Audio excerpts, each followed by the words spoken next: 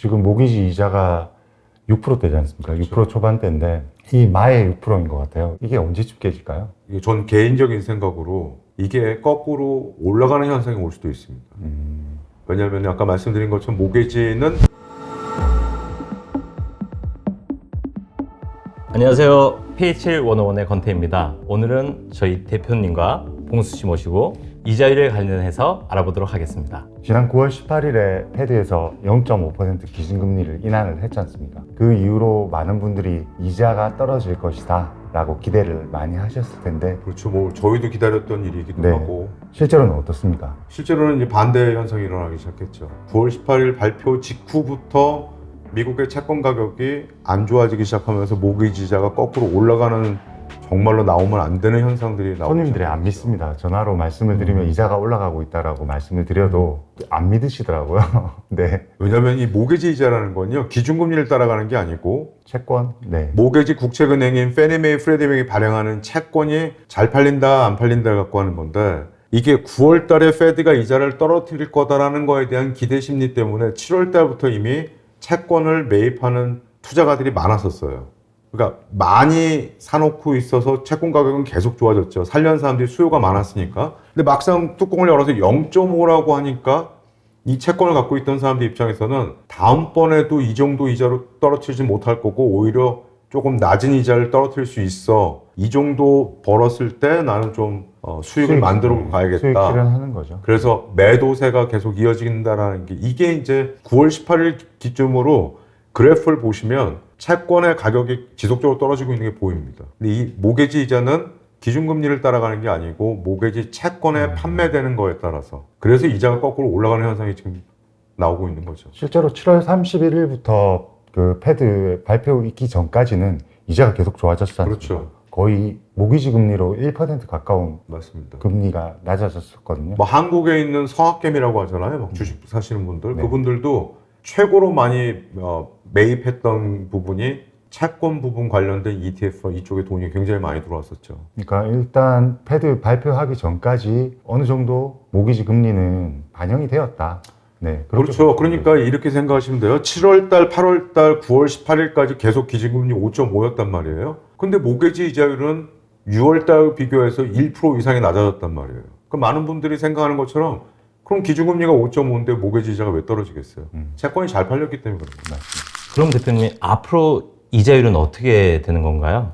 되게 좀 어려운 질문이긴 한데 사실 아까 말씀드린 모기지 국책은행인 페니메이가 발표하는 데이터가 있어요. 앞으로 이자가 어떻게 갈 거다라는 거에 대해서 내년 연말 2025년 연말까지 나와 있는 그 도표를 보면은 지금 기준에서 불과 0.34채밖에 안 납니다.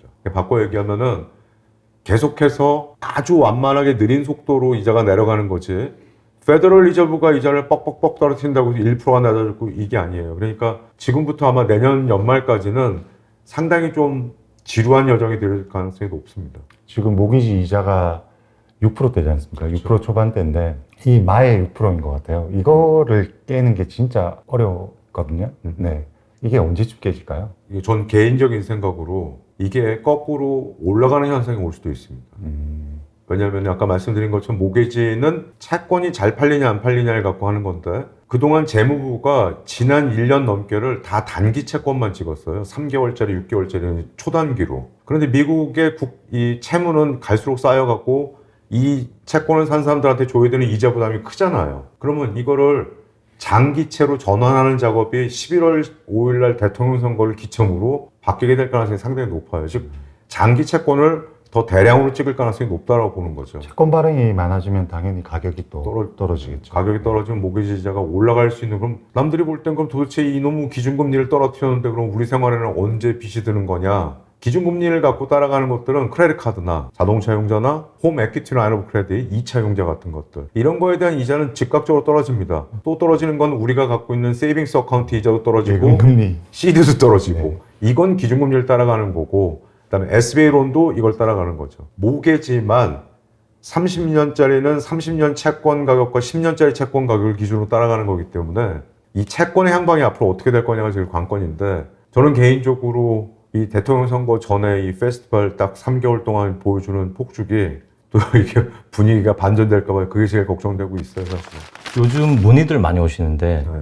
이전에 주택을 구입 하이 금리로 그러니까 7%로 분들. 주택을 구입하셨던 분들은 언제 재용자를 해야 되나요? 재용자가 이렇게 생각하셔야 될 것 같아요. 비용이 없으면요. 안 바꿀 이유가 없잖아요. 예, 언제든지 뭐 해보죠. 0.6만 떨어도 바꾸면 되고 내가 내는 돈 하나도 없다고 했다면은 이제 문제는 들어가는 재반 비용이 많이 드니까 이 돈을 들여서 했을 때 내가 최대한 효과가 있어야 돼라는 본인들이 원하는 그 기준점이 있어요. 저는 이렇게 얘기를 해드리고 싶어요. 만약에 이자가 7% 이상을 갖고 있는 분이라면 지금 떨어진 이자로 일단은 이게 제일 중요한 건 클로징 코스트가 많이 들어가지 않아야 된다는 조건이에요. 그렇다면 1%가 됐던 0.8이 됐던 일단은 낮춰놓는 게 맞는 거예요.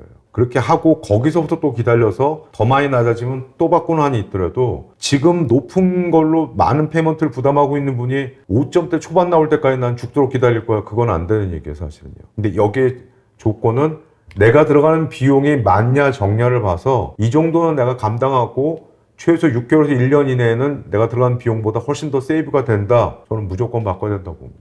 예를 들어서 모기지 페이먼을 낮은 이자로 갈아타면서 300불 정도 세이브를 할 수 있다면 클로징 비용이 3,000불이라는 예를 들었을 때 10개월이면 충분히 그렇게 되죠. 효과를 보실 수 있는 거잖아요. 이 모기지는 이런 거예요. 모기지 이자가 높다라는 거는 월 페이먼트도 높지만 제일 중요한 거는요. 원금으로 갚아지는 포션이 되게 조금밖에 안 돼요. 더 내는데 원금으로는 찔끔찔끔 내려가고 모기지 이자가 낮아진다라는 거는 이자에 대한 부담 금액 자체가 줄어들면서 그만큼 원금으로 더 많이 갚아지는 거기 때문에 그래서 일단은 낮아진 지점에 재용자를 실행을 해놔야 되는 게 맞는 거예요. 이자가 앞으로 뭐 다시 오를지 그것도 아무도 모르는 거지 않습니까? 이 모든 거에 가장 큰 미국 경제적인 걸로 봤을 때 가장 초미의 관심사는 이제는 인플레이션은 아니고요. 이제 가장 초미의 관심사는 노동입니다. 인플로이먼. 이게 대량 실직이 예상될까봐 경기 둔화가 고용에서부터 문제가 생기면 페드가 손을 쓸 수가 없게 되니까 그래서 이번에 9월 달에 예상을 0.5를. 뛰어넘는 0.5를 떨어뜨린 이유가 인플레이션이 더 빨리 떨어지라고 떨어뜨린 게 아니에요. 이거 부담을 줄여줘야 기업들이 사람들을 해고를 많이 하지 않으면서 고용 유지가 그렇죠. 되는 고용을 거예요. 유지를 시킬 수 있게끔 하는 걸로 이제 좀 모티베이션을 주는 거죠, 지금. 그러니까 이자가 앞으로 좀 답답할 정도로 그렇게 내려가긴 하겠지만 내려가긴 내려갈 걸로 보긴 해요. 근데 어쨌든 방향성은 지금 내리는 걸로 잡혔지 않습니까? 그렇죠. 네. 그렇죠. 큰 방향성은 잡혔는데 과연 그게 빨리 가느냐 아니면 천천히 가느냐. 그러니까 이렇게 보시면 될 것 같아요. 기준금리 5.5일 때 모기지가 얼마였는가를 기억해 본다면 이 기준금리를 중립금리까지 떨어뜨리는 거를 지금 목표로 하고 있는데 중립금리 자체가 올라가 있어요. 얘를 만약에 기준금리를 3% 초반대까지 떨어뜨렸었을 때 나올 수 있는 모기지 이자를 예전 기록을 찾아서 보니까 5점대 초반입니다. 그러면 4점대 후반부터 5점대 초반이 나올 거다라는 얘기예요, 지금. 그 시기가 내년 연말까지는 지나가야 될 걸로 보인다는 얘기죠. 단기적으로 저희가 기대하는 것처럼 5%대 이자를 당장 보기는 쉽지 저는 않겠네요. 솔직히 테크니컬리 보면 좀 어렵다고 봅니다. 근데 요 근래 이제 막 국제정세 이스라엘 이란 전쟁하고 막 이러잖아요, 지금. 이게 미국의 채권이란 건 가장 안전한 자산 중에 하나로 분류가 되거든요. 요즘에 금값이 많이 오르는 이유는 저것도 종인데 뭐 저걸 믿냐. 근데 이자에는 뭐가 안 붙냐면 이자란 게 없죠. 금에는 이자가 없어요. 근데 얘가 올라요. 왜 그러겠어요?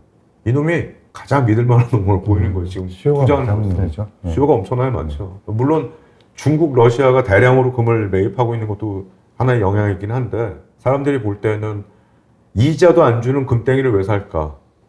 가장 믿을 만하다고 보는 거라고 볼 수가 있겠죠. 그 부분은. 그러면 봉수 씨, 앞으로 이자율이 하락세를 유지한다면 부동산 시장에는 어떤 영향이 있을까요? 아무래도 주택을 구매하고자 하시는 분들은 항상 시장에 많이 계십니다. 근데 이분들이 지금 높은 금리의 집을 사려고 하니 월페이먼이 부담스러우셨던 거죠. 그러면 이자율이 떨어진다고 하면 조금 월페이먼에 대한 부담을 줄일 수 있지 않을까. 그렇게 된다면 조금 더 주택 시장의 구매자가 많이 활성화되겠죠. 그런데 모르겠습니다. 지금 이자가 굉장히 낮았던 코로나 때에도 사실은 이자가 낮다고 해서 주택이 거래가 막 활성화되거나 그러지는 않았지 않습니까?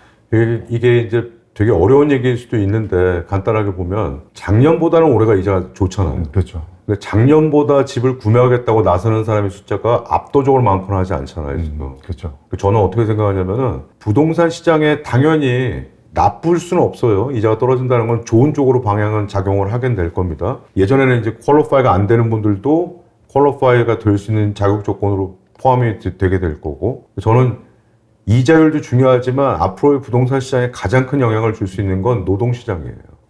얼마만큼 고용이 잘 유지가 되고 있느냐에 따라서. 지금 일례로 아마존 같은 회사는 내년 1월 달부터는 재택근무하는 사람들 다 해고한다라고 발표하잖아요. 막. 이게 저는 부동산 시장에 더 큰 영향이 있을 걸로 봐요. 왜냐하면 재택근무를 하면서 원래 있어야 되는, 예를 들어서 뭐 뉴욕이든 뉴저지든 버지니아든 이쪽에 있던 분들이 집은 뭐 조지아나 플로리다나 이렇게 거주하는 쪽으로 갔었는데, 이런 거에 대한 변수가 이자율만큼 또는 그 이상으로 부동산 시장에 큰 영향을 줄 걸로 보이고, 작년보다 올해가 이자가 더 좋은데도 불구하고 사람들이 주택 구입에 나서지 않는다. 이자가 더 떨어지는 걸 기다리는 걸까?